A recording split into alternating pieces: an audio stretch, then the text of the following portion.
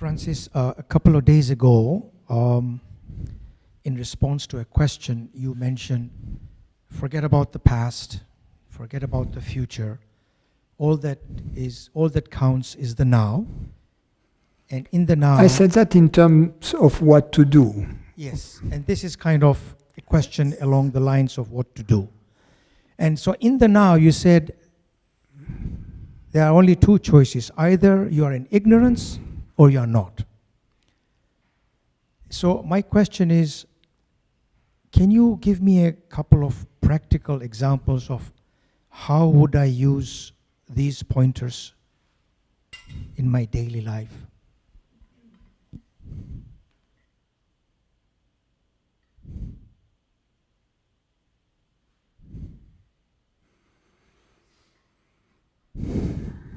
For instance, if you have to make a decision that involves others,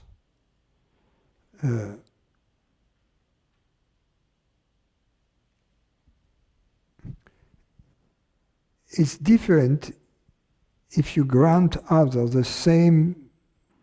the very same, not an identical consciousness, but the very same consciousness that you are. And then that will affect your decision. You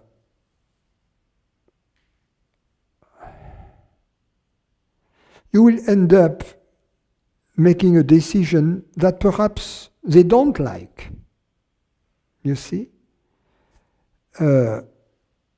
But it will be a decision which will have been deliberated and which had at its very core the desire to implement the truth and love, justice, fairness, intelligence. This desire to implement that in the world, in fact, right? In our interaction with others.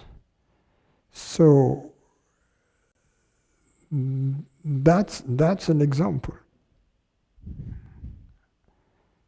And we can decide, no, I am a separate person, so then I will perhaps do some things that they don't like, because I'm going to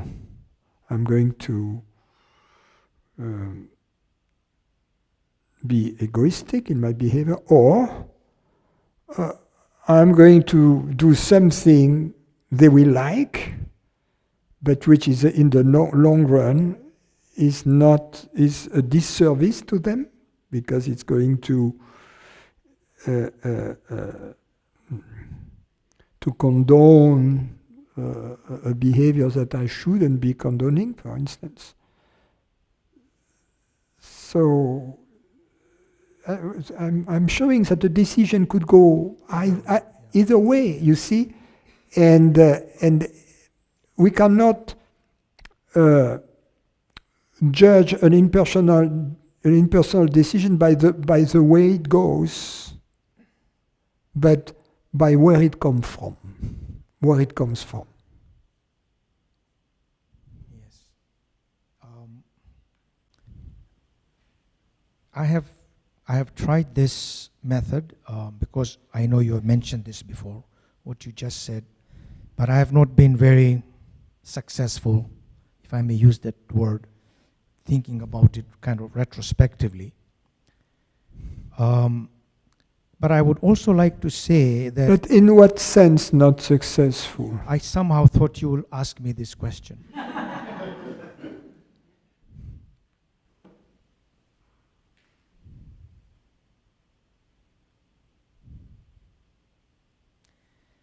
Yes, because success by whose criteria or under what criteria? So may I say that I withdraw that statement about success, because it doesn't make sense. Because success based on my preconceived ideas of a situation, or the universe making the call. So I understand what you are saying, but I was also going to ask you, if I am dealing with someone, and like you said, you look at the other not as an identical, but the same entity which is here. Now for that, a thought should come to us to see the other as yourself. If that thought doesn't come to you, then it may not be possible to implement this, if you know what I mean. Well, then, if the thought doesn't come to you, it means you are in ignorance somehow, right? Yes. That's what you mean. Yes. So then whatever you do is not going to increase harmony, it's going to create disharmony. And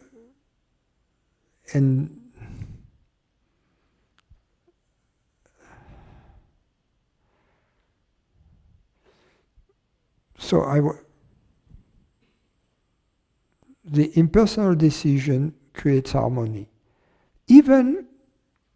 But you may realize, for instance, that, okay, you do your best, you have this thought, I'm going to make the impersonal decision, right?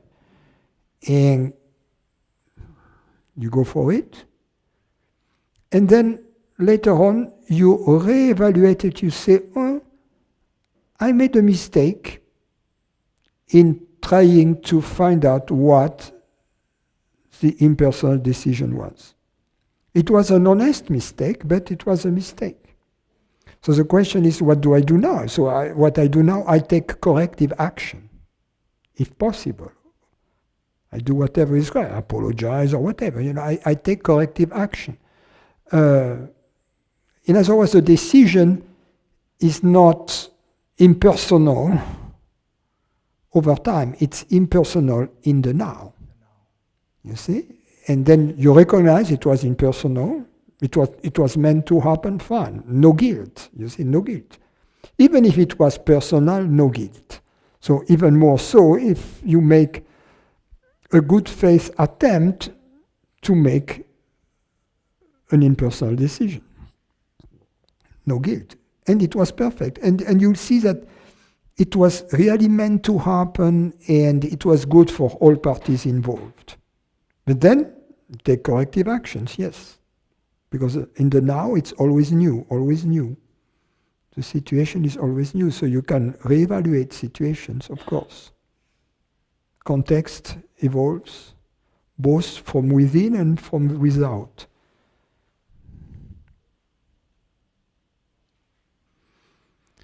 And something important also, when you make a decision that involves others,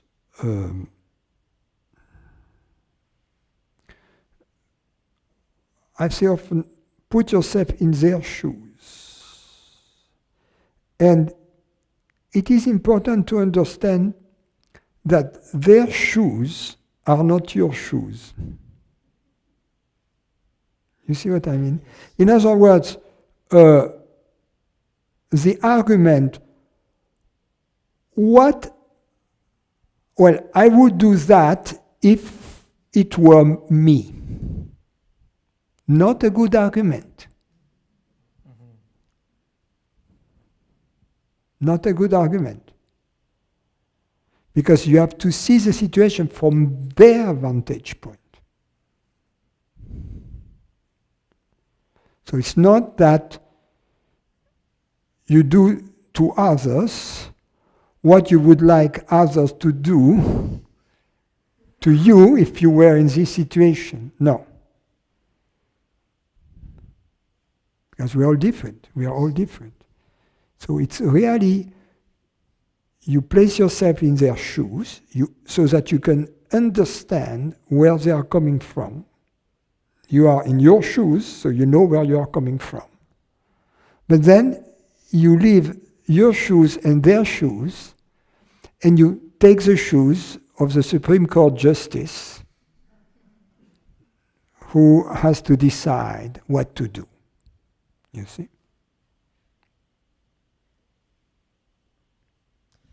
When I put myself in other people's shoes, as the discussion is happening, the mind comes in and interprets that, I don't agree with your viewpoint.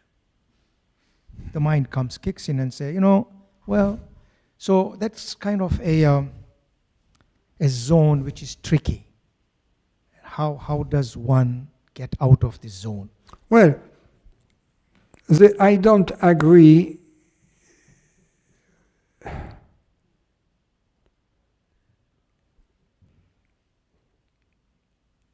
It's not sufficient because it depends where this disagreement is coming from. If this disagreement comes from the past, from conditioning, it means we have not looked at the situation as it is, fresh and new, right? So the first thing is to look at the situation fresh and new, free from the past, free from automatic behaviors. You see? But the problem with modern medicine is that it's just made of automatic behaviors, protocols. Okay, we do this, we do this, we do this, we do that. I mean, you could be replaced by computers, you guys.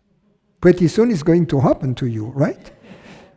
Because you don't listen any longer to the people, and medicine is no longer an art. And computer will do that better than you. Much better, because they will go through all the possibilities, which are zillions. It's going to be very expensive to run all the tests. But anyway, that was a parenthesis. Especially in America, especially American doctors, different from the European ones. But so, where was I? I've lost my... Yeah, you were saying that just saying that I don't agree is not sufficient. Yeah, because first, this disagreement may come from the past. So it has to be fresh and new, listening to the patient, right there, right? Listening to the case. That's the first thing. And it is okay that then your disagreement comes from love and intelligence. Then you have an impersonal disagreement. But now the question that arises is, okay, in this context, what is the best way? Do I say no, I don't agree, or do I use diplomacy? And I say, I'm not sure, or what do you think? You see, so that's a second aspect that comes into play at that moment. But then, yes, the moment there is a disagreement, and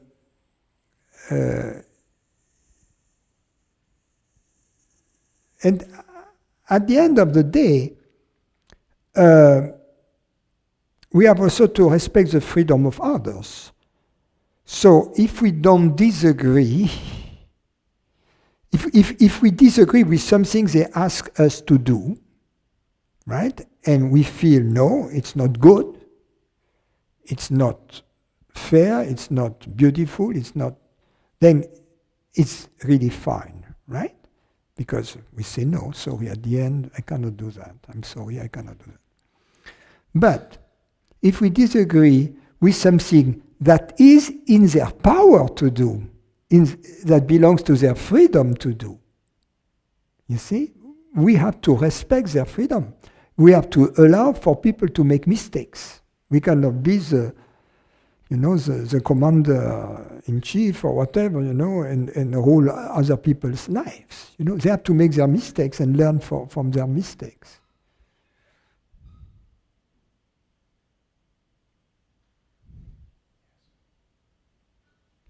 I learned that from my teacher one day. We were driving to a retreat. He had been there already to that place, and I was driving. It was the first time. And mathematician, the map, following the map. She was driving, you know. And at some point there was a fork in the road, you know, and I was following the map, and I say, okay, we should, I don't know, let's say we should take a right here. And she said, no, I don't think so. I said, yeah, but in the map I'm pretty sure. He said, you're sure? I'm quite sure. So he took the right. And of course, I was completely wrong. So he allowed me to learn from my mistakes. But that wasn't your mistake, because you looked at the map, and the map was telling you to turn right. Nevertheless, I was so damn certain, you know, the scientific mind is like that, you know, mathematicians, we are damn certain. And then we forgot a little thing, you know. There is this awful story about people who come from my college. And the story is, okay, if you tell one of these guys, okay, if you have a fly, and if you cut one leg to the fly, and you tell the fly jump, the fly jumps. You take another leg, jump, it jumps. And then you take all of the legs, you say jump, and the fly doesn't jump. The conclusion of this mathematician is, when you cut all the legs of a fly, it becomes deaf.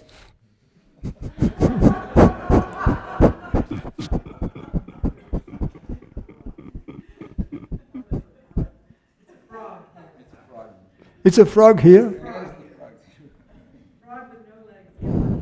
And it's about whom? People from MIT? No, because that's you know, the typical mistake that these guys make. It works very well on paper, but then... But, no, not but. I'm saying if before the discussion, if we have a clean heart and we say a short prayer for God to guide us, then hopefully it will be the right decision.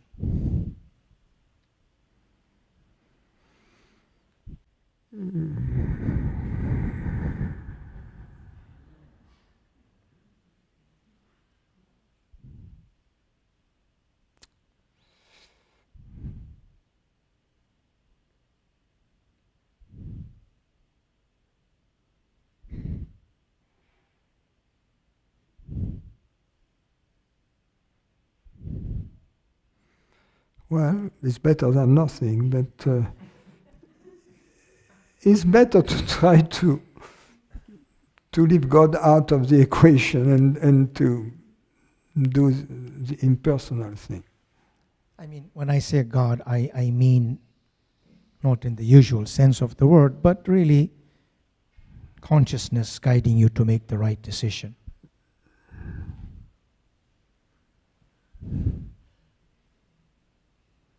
It's an aid, if you will. It's kind of... Yeah, but why not listen to your intelligence? Because consciousness is the intelligence in you.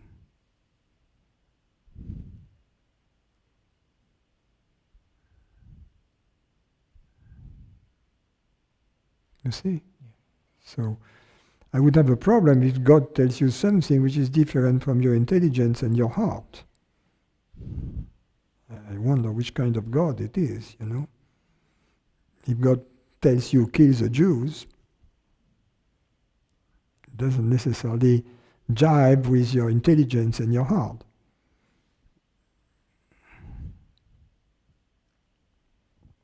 This would be a good time to stop, Mia. For me.